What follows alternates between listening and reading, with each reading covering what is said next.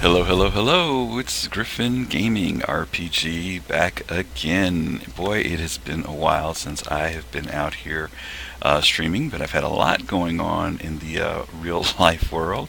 And so I happened to have a Saturday morning where I had a little bit of time available and said, hey, this might be a good day to stream. So here we are today. And today we're going to be taking a look at a new series of ships.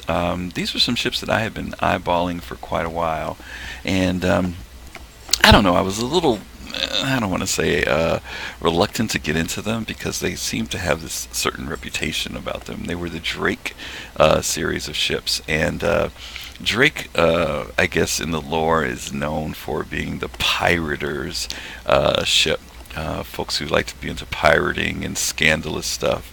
Um, and so I'm not usually a pirate kind of player. So Drake ships really weren't, kind of calling to me. I thought they were a unique design. And they seemed pretty cool, but I don't know, just something about them just didn't resonate with me at first. And so for a little while. I think by the time I got into Star Citizen, I think the sales for most of the Drake ships had gone by for the Drake Blue. And at that time, the Drake Blue, I think I just missed the sale for that. And anyway, I just kind of blew off Drake, didn't think much about it. And then there was a lot of buzz going on about the Caterpillar and then the Dragonflies. And it made me go back and look at the Drakes again. There was one ship in particular, though, that did stick with me, and that was the Drake Cutlass Red. And it was because it was a rescue ship, and so it was a ship that, I thought if there was something I really would want to do in Star Citizen, I wanted to do something a little different, so I thought rescue might be kind of cool. I didn't know how they're going to incorporate it into the mechanics of the game, but, I said, hey, if they're making the ship for it, there must be some reason to have it. So I figured, hey, maybe going with red might be something worth doing. So anyway, not too long ago, I decided to do a purchase of a Cutlass Red rather, and in the meantime, since the Cutlass Red isn't flying in the game, they give you access to the Cutlass Black. So I thought I'd go over these ships. Now there's a lot of videos out there already on these ships, but I decided to go over them because supposedly CIG is going to be doing a reworking of these ships, and so I wanted to kind of have a before and then after the reworking, an after video of what these ships look like. So we're kind of seeing the first generation of them. And once they do a new pass on these ships, we'll see how much more different they are. There was a pretty significant difference in the MISC Freelancer when they did the pass over it, the second pass over it. So I'm kind of thinking the same thing's going to happen with the Drakes. Also, the Drake ships are kind of known to be buggy. A lot of weird things in relation to using them in game. Certain things weren't working on them. The turrets weren't acting right. Access getting in and out sometimes was goofy, a little quirky. So hopefully just doing it in the hangar, I'll be able to show you most of what this ship is capable of and how it operates. There may be some quirks and bugs that we'll run into. Hopefully there won't be, but we'll see. But in the meantime, we're going to just do a quick tour of both a Cutlass Black and then a Cutlass Red. So we're going to start with the Black, and this is it here. And we are in the Southland hangar right now, which I think is like the hangar appropriate for these ships since they're supposed to be the piratey kind of ships. Let's see, one of the things I can tell you about this is it has a very unique design to it. Also, these ships are for two pilots. I think they can accommodate 4 to 5, but normally if you're talking about operators, you'll have a pilot. You'll have someone who runs systems for you. Usually that's something like SHIELD, something along those lines. And then there's usually a turret operator in the Cutlass Black. So there's at least 3 active positions in this ship. So also, one of the things, I'm not sure if I ever talked about this before, but the new way that we modify our ships are by these little blue dots you see. And if you notice when I go up to them and put the little cursor right there in the center over them, you see what they are. They tell you what type of gun they are, and if you want to swap them out, all you do is click on them, and then you can select from a variety of different weapons there on the right that you can swap out, move around between ships depending on whether or not they can accommodate a certain weapon size. Whether they're gimbaled, non-gimbaled, etc., etc., etc. But anyway, we're not going to get into weapon systems today. We're just going to take a quick look at both of these ships. So again, let me just go around so you can take a look at it. And the ships actually in design are pretty close. There's very small differences in them. Again, this is the Cutlass Black. This is the basic primary ship that most people in the game are able to have access to right now as far as flying it. Oh, I'm running into a wall there. And you can see they have very, very large engines. These engines actually rotate. You can see they actually rotate up and downward depending on which direction the ship is moving in. And there are a variety of thrusters, which you can see here and in different parts of the ship. Here's another one here that help maneuver the ship as well. It's got a very unique way of flying, very different. In the back here is a access hatch, which we will, well, I guess we can open it just so you can see what it looks like. That leads into the back of the ship. And even though we're going to come in from a different way. Landing gear here, these landing struts. Interestingly enough, this ship is not on wheels like some of the other ships in the like the Aegis series. And again, you can see these engines are pretty massive. Very, very large. And like as I mentioned earlier, they do rotate. Okay. And the way you actually access the ship, it took a little while for me to figure this out. Initially, I thought that, you know, like some of the other ships, you walk up to the door of the ship and you just you'll see the activate button pop up. But these actually have a red button here that you can utilize. And that's actually the activation button to open and close these ships. And a lot of folks miss that. Particularly on this ship, I saw most people accessing it through the rear door, but there is actually entry from the front as well. And you can see where that red dot is right there. And if you hit that dot, let's see if we can get it centered here. It's kind of quirky. Let's see if I can find it. Where's the activate here? There we go. You see a ladder comes down and a door opens up above. Okay. So let's go on board the ship here and take a look. I think we've seen enough of the exterior of it. And once again, we get near it and hit F. That allows us to go inside the ship. And we can get a view from the outside, I think, of ourselves going in. Yes, I'm not wearing a spacesuit, believe it or not. I'm wearing regular clothing. Okay. Let's see here. Now, getting in this ship, this is the part that's quirky. One of the things that people don't like about the Drake ships. You can sometimes walk through that door, but technically there's supposed to be an activate or a use that pops up here that allows you to go inside, which is one of the reasons why I think so many people use the back hatch, because it's just really, really quirky trying to get in. I'm going to actually try and see if I can get inside. Hello, hello, good morning. For those of you who are here, Griffin Gaming again. We're just doing a short tour of the Drake Black and Red this morning. We're going to see if we can get that activate use button to activate here. I don't know. I'm not seeing it happen. Let's see if we can walk in. Nope. Not going to let us do it. On occasion you can do it, boy. Alright, well, we're going to have to go in through the back port because it's not letting us do it. So let's go down and into the ship from the rear. Guess that's good. It has two ways to get in, or else we'd be in a lot of trouble. Alright, so again, there's a red button here on this right rear strut. And if we activate it, there's our hatch. Alrighty. So let's go inside. Again, as I mentioned to you before, these ships are known to be for pirating. And actually, the Drake Black, Cutlass Black I should say, actually looks like it's able to not only carry a complement of people, but also for carrying cargo. So I guess if you're out there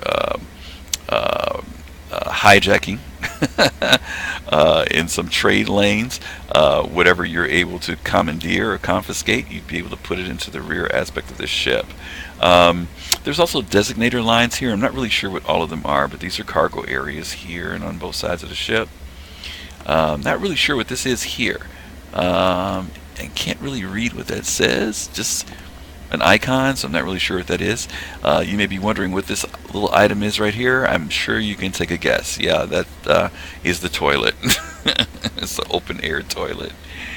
Let's see. And there is a hatch here to be able to access in and out of the ship of, but it doesn't seem to be operating. Maybe an access port on the sides here. Let's see. Now these are jump seats that do work on the ship. Let's see. That opens the hatch. Okay. Let's see if we can close that back.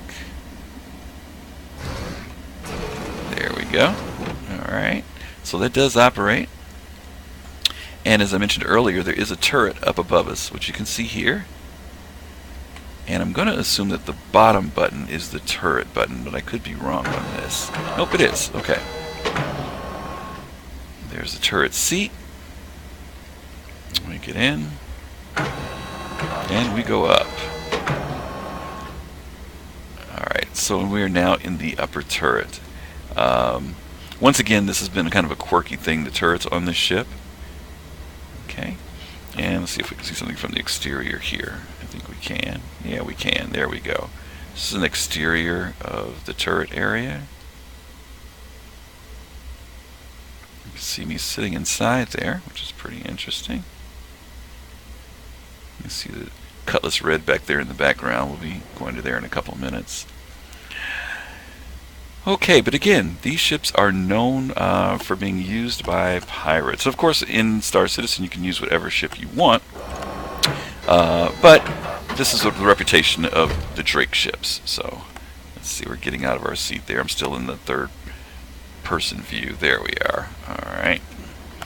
And then if we want to go into the cabin of the ship, that opens the door. So let's go on in here. Here's the doorway that we saw earlier, that for some reason we could not access from the outside. And if we put this, that should close it.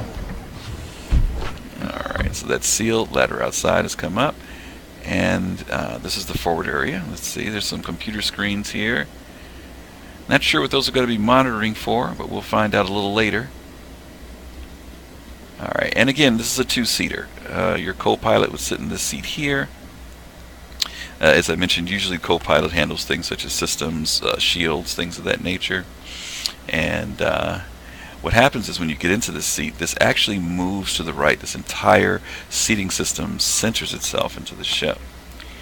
And it might do it when we're in the pilot seat. Let's see. I know when we're in the universe it'll do it. I haven't tried in the hangar. So let's see. Get this front seat here. Let's see if it moves over for us. Okay, yep, there it goes. Alright, so our screens come up, and you can see that it is now centered in the ship. Let's go back into third-person view here. There we are. So again, these are very unique ships. It'll be very interesting to see what CIG does with these when they do the pass over them, revamp of these ships. Okay. And let's go back inside. And let's get out of the seat here. You can even see there's a little fan there on the right. I guess it gets hot in here. Alright, we're going to head back toward the back of the ship again. And this red button here, again, opens the door. If I can get it. Alright. And let's hit this red button here. Come on. There we go. Alright. So again, this is the Cutlass Black. Standard, basic in the Cutlass series. And we're going to make our way back now and take a look at a different ship, which is the Cutlass Red. And again, as I mentioned earlier, this is the ship that I was actually interested in. Not necessarily because of design or anything like that, but because the idea of doing rescue in Star Citizen appealed to me. And so, not really sure, as again, what all the mechanics are going to be when someone needs rescuing. I'm assuming it's when someone their ship has been disabled, or they've been in battle, they've had to eject, and there has to be some way to retrieve those people.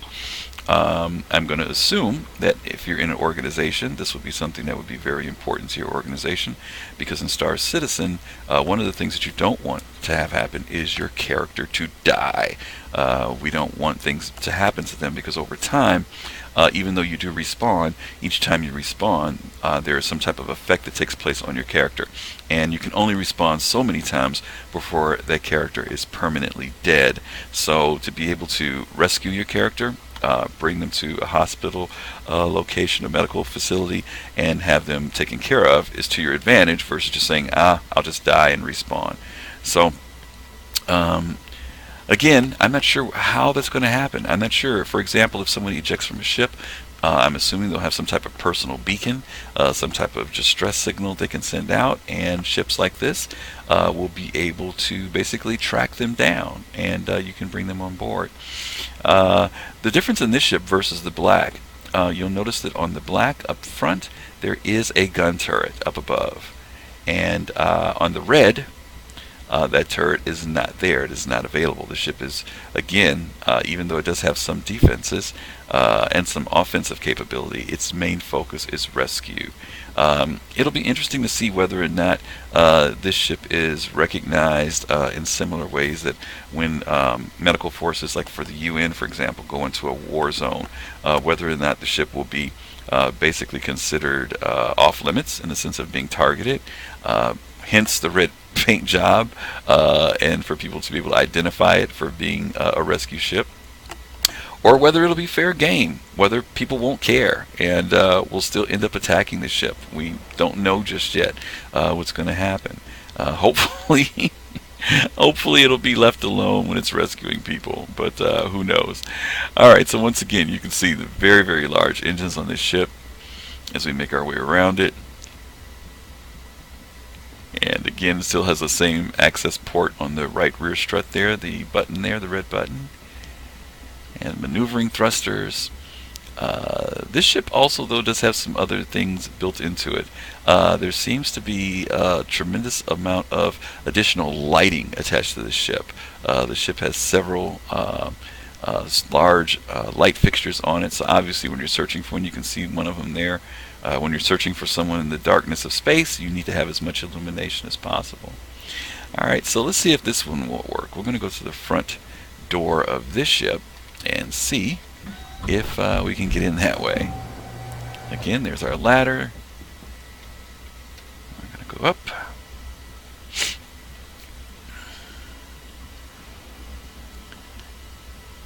Alrighty, and let's see, do we have any luck here? Ah, there we go. So we can get in this time. So on the red, we're able to get in. That's interesting. Alright, so we were able to use that doorway to get in. Let's close her up. Okay, and again, very similar to the black, you have a co-pilot's area. The screens seem to be a little bit different in the ship as well. I'm going to assume that whoever is in the co-pilot seat will probably have not only the availability or the access to systems for the ship, such as shield, power, so on and so forth, but they will probably also have the ability to do the search capabilities from here. I would assume that the pilot would also be able to do that, but with this being a two-man ship, I would think that this person might be the one who would really be doing more of a search and rescue kind of operation from that position. And again, if we go up to the front seat, see if we can get the U's to come up. Where is it? I saw it. There it is. Alright. Into the front seat. There we go. And again, the seat centers itself once you're in place. All the doors lock, so on and so forth. Hatches there for it. Okay. So let's hop out of here. And let's take a look at the rear of the ship. Now this ship definitely has a different design to it. When we go back here to the back area, you'll see, unlike the black, which had a very open area, the red is actually designed, as we mentioned, for rescue. There are 8 of these beds that you see here, 2 on this side, 2 here, and 2 at the far end, left and right again. And then there are also these larger beds in the center, which seem to be some type of medical treatment bed. Now, based upon how they look, and again, these are just dummy images at the top, but I would assume that these particular locations are designed to actually give some type of medical care, where these other ones seem to be just beds to transport people. Interestingly enough, there seems to be in the back of the ship here possibly refrigeration units, I don't know, for those who don't make it. But one of the things that I do want to point out is the fact that this can complement a lot of people. So you're talking about 8 beds for people who are riding for transport, and then you're talking about 2 additional. So this complement holds 10 people in the bed areas. Then you still have 2 jump seats here and here, I guess for medical personnel. So that now puts us at 12. And then with the pilot and co-pilot, that puts us at a total complement of 14 people. So this ship carries quite a few folk. There are 2 buttons here, and I'm not sure what the lower one and the upper one. I do know what one of them is. One of them is to open the ramp in the back. But the second one I'm not sure. Now right above here, if you look at the schematics for the ship, it says that this is actually, oh god, it's not a tractor. Is it a tractor beam? I can't remember, but this is something in relation to search and rescue, and unfortunately I can't remember what it is. I'll have to look that up again. I've forgotten. But you can see there are racks above us here. Well, those are actually protecting piping. Okay. So again, this holds 14 folks, total complement of 14 people. And I am looking forward to seeing how rescue operations in Star Citizen will actually come about. Again, I wonder whether or not it'll be just one bit red target, or whether these ships will be respected and left alone when it comes down to whether or not people will respect the fact that they're trying to transport lives in the game. There is one thing I didn't get to do. Let me go back inside. Well, I guess I should do it the right way, right? I just talked about people opening the ship that way. I didn't get to show you the exterior, and let me go back up to the front here. Thank goodness I didn't close all these doors. Back to the pilot seat. But I did want to show you an exterior shot of the ship from the front here, so you can see the difference in this ship versus the Cutlass Black. And let's see if we can get outside here.